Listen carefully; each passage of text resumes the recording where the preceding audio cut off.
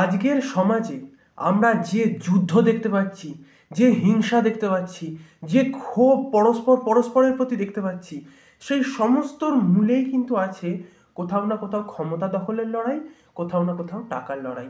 পুরো বিশ্বজগৎ ঘুরুন, যে দেশের কথাই বলুন না কেন, আজকাল তো সারা বিশ্বের মধ্যে কোনো না কোনো দেশে যুদ্ধ চলতেই থাকছে। কোথাও না কোথাও ভেতর ভেতর যুদ্ধ চলছে, ঠান্ডা লড়াই চলছে, কোথাও না কোথাও ওপর যুদ্ধ চলছে। কিন্তু সমস্ত যুদ্ধের মূলে আছে ক্ষমতা দখলের লড়াই। আর এই ক্ষমতা দখল মানে ভূমি দখল এবং অর্থের চিন্তা। এই অর্থের চিন্তা এবং ক্ষমতার চিন্তা মানুষকে পুরোপুরি অন্ধ বানিয়ে দেয়।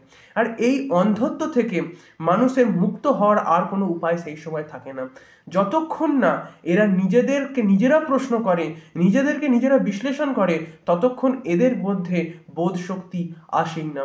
বর্তমানে আমাদের সমাজে মনকে শিক্ষা দেওয়ার মতো বা মনকে শিক্ষিত করবার মতো কোনো ইনস্টিটিউশনস নেই, কোনো বুকস নেই, যেখানে কিনা আমরা আমাদের মাইন্ডের ভেতরে যেসব অ্যাট্রিবিউটসগুলো আছে এবং যেসব নেগেটিভ থট প্যাটার্নসগুলোকে আছে সেগুলোকে কি করে ব্রেক করব, সেই ধরনের বই কেউ লিখছে না, সেই ধরনের কথাবার্তা খুব কম লোকই বলা বলি করছে। আজকাল শুধু ক্ষমতা দেখানোর লড়াই, টাকা দেখানোর লড়াই, এটাই কি জীবন? আমাদেরকে সবার আগে কোয়েশ্চেন্স করতে হবে, ক্ষমতা, টাকা পয়সা, পাওয়ার, পজিশনস, এগুলো লাইফ? এগুলো লাইফের অঙ্গ হতে পারে, কিন্তু এগুলো তো লাইফ নয়। খুশি থাকার জন্য যদি অর্থ, টাকা পয়সা, পাওয়ার, পজিশনস থাকার প্রয়োজনীয়তা হয়, তো তাহলে যারা অলরেডি পাওয়ারফুল লোক তারা কেন একে অপরের সঙ্গে যুদ্ধ করছে? বিচার করে দেখুন না, আমাদের ইসরায়েল বলুন, হামাস বলুন, আপনাদের রাশিয়া বলুন, ইউক্রেন বলুন, বাংলাদেশ বলুন, অন্যান্য জায়গা বলুন, যেখানেই যাবেন না কেন আপনি একটা জিনিস একটা খুব ভালোভাবে বুঝতে পারবেন, ক্ষমতা দখলের লড়াই চলছে। সেটা যে পক্ষই লড়াইটা লড়ুক না কেন, ক্ষমতা দখলের যে বিরাট লড়াই না, সেই লড়াই শেষমেশ সকলকে শেষ করে দিয়ে ধ্বংস করে দেয় সমস্ত মানব জগৎকে। এবং এই মানব জগতের ধ্বংসের প্রধান কারণই হলো লোভ। হ্যাঁ, এই লোভ, ক্ষমতার লোভ, ক্ষমতার লোভ অর্থাৎ পাওয়ারের লোভ অর্থের লোভের থেকেও 10 গুণ বেশি উচ্চতম একটা ডিস্ট্রয়ার, একটা ফ্যাক্ট, যেটা আমাদের ওয়ার্ল্ডকে ক্রমাগত ধ্বংসের দিকে নামিয়ে দিতে পারে শুধুমাত্র আমি পাওয়ারফুল এটা দেখানোর ইচ্ছা। কিন্তু বিবেচনা করে দেখুন, মানুষ কি চাইলেই এতখানি পাওয়ারফুল হতে পারে যে তার অঙ্গুলি হিলনে প্রকৃতি চলবে? এটা কি কখনো সম্ভব? সবার আগে নেচার, নেচার ছাড়া আমরা কিচ্ছু নই। এই নেচারই আমাদেরকে দিয়ে কর্ম করাচ্ছে।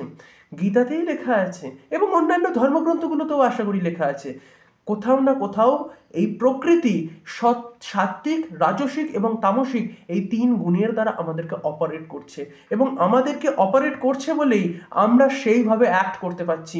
আজকে আমিও যে আপনাদের সামনে এতগুলো কথা পেশ করতে পারছি, কোথাও না কোথাও প্রকৃতি তথা পরমেশ্বরের ইচ্ছায় আমি বলতে পারছি, নাহলে বলবার মতো মুখও থাকতো না, আর বলবার মতো কোনো চেতনাও থাকতো না, ভেতরে এত পাওয়ারও থাকতো না, যার দ্বারা আপনি এই কথাগুলো শুনছেন, কিছুই থাকতো না।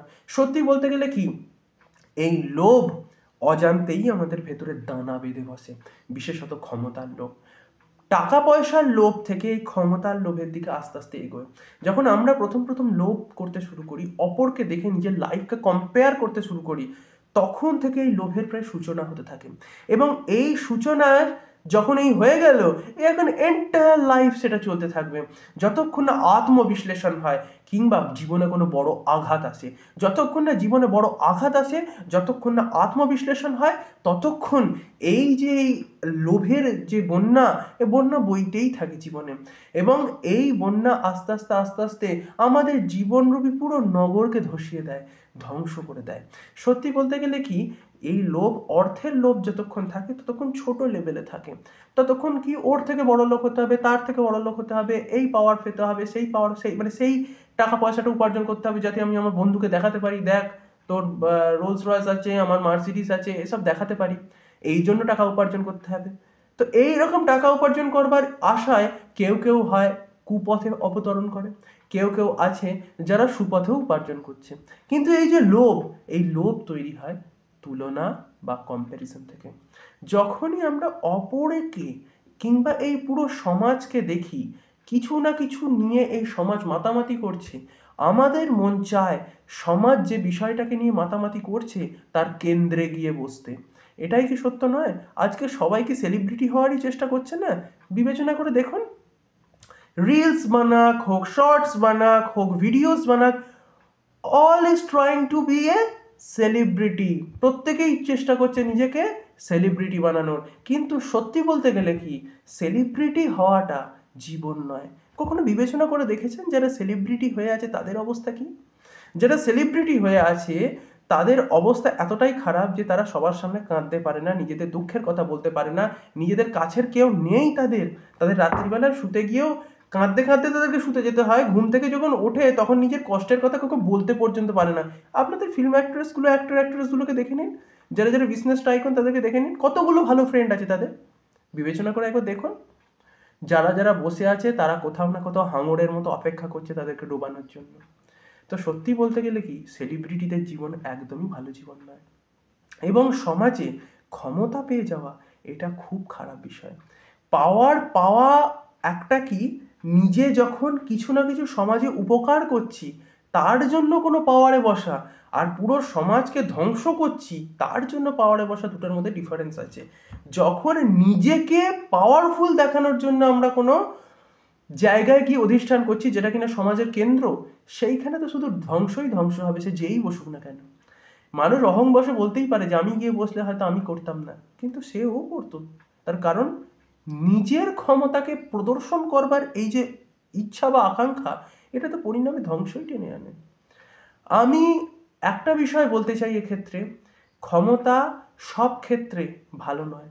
অতিরিক্ত ক্ষমতা, যতটুকুনি ক্ষমতা থাকা দরকার ততটুকুনি থাকুক। জীবনে বাঁচবার জন্য কতটুকু ক্ষমতা আপনার প্রয়োজনীয়তা হয়? ধরুন আজকের জীবনে বাঁচবার জন্য 40 থেকে 50,000 টাকা মান্থলি, ভালোভাবে বাঁচবার জন্য, যেখানে একটা সমাজের ভেতরে একটা ঠিকঠাকভাবে একটা থাকা এবং চলাফেরা, আচার আচরণে একদম পরিমিত ভাব, নিজেদের আশপাশের মানুষগুলোকে সুখে রাখা। জীবনে বাঁচবার জন্য এর থেকে বেশি কিছু আর প্রয়োজনীয়তা হয় কি? এবং নিজের ভেতরে যে গুণগুলো আছে তাকে এক্সপ্লোর করা, এটাই তো লাইফ।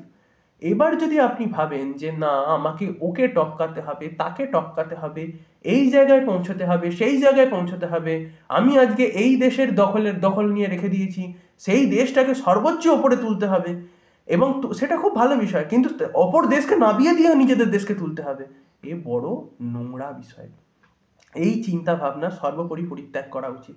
সেটা যে দেশ করছে সেই দেশেরই উচিত সেই বিষয়গুলোকে জানা এবং মনে রাখা, যাতে কোথাও না কোথাও তারা নিজেদেরকে নিয়ন্ত্রণ করতে পারে। আজকে আমরা আমাদের প্রতিবেশী দেশগুলো হোক কিংবা অন্যান্য পুরো পৃথিবীর যতগুলো দেশ আছে সেসব দেশের কথা যদি আমরা বিচার করে দেখি, প্রত্যেকে ক্ষমতা দখলের এই লড়াই লড়ছে। আর এই ক্ষমতার লোভ মানুষকে পশু বানিয়ে দেয়, মানুষের ভেতর থেকে সমস্ত মনুষ্যত্বকে কেড়ে নেয়, মানুষের ভেতরে যতগুলো সদ্গুণ আছে সমস্ত সদ্গুণকে ধ্বংস করে দেয়। মহাভারতে যুদ্ধই তো হয়েছিল শুধু এই ক্ষমতা দখলের লড়াই থেকে। তো সুতরাং ক্ষমতা দখলের লড়াই নিয়ে লড়তে যাবেন না।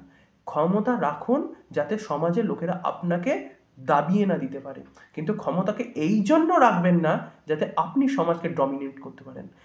এটা খুব খারাপ একটা গুণ, খুব খারাপ একটা চিন্তা ভাবনা, যেখানে কিনা মানুষের জীবনের সাধারণ উদ্দেশ্য কি, আমি সবার থেকে উত্তম, আমার ভেতরে সব থেকে বেশি পাওয়ার, আর এটাকে প্রদর্শন করা, এটা কি জীবন বলে? এই রকম মানুষরা পৃথিবীর সবার ওপরে উঠতে চায়, উঠতে উঠতে উঠতে উঠতে একদিন এতটাই ওপরে উঠে যায় যে যখন আশপাশে তাকায় তখন আর কাউকে দেখতে পায় না, এদের আপন বলে আর কেউ থাকে না।